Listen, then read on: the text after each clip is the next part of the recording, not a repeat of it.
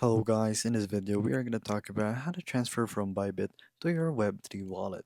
So your Bybit has a built-in Web3 wallet, so I'm going to show you how to do it within Bybit itself already or other Web3 wallets.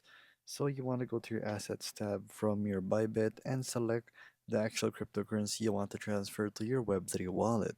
So we are going to select USDT and all you have to do is send this basically or withdraw it. So withdraw, and then you will have to first get the details right here from your Web3 wallet. So it's more easier to use this if you're using two phones or a phone and a desktop.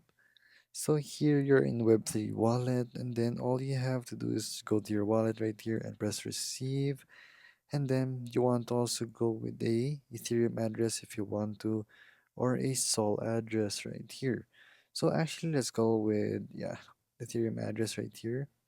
So Ethereum address, and then we go back into our exchange, and then we go back to your assets and press withdraw. So fiat, uh, I don't have any balances right here.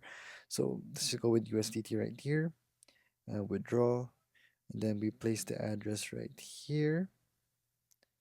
So there, and then choose the network. So it's ERC20, which is your Ethereum network basically, which has high fees. That's why I don't use it.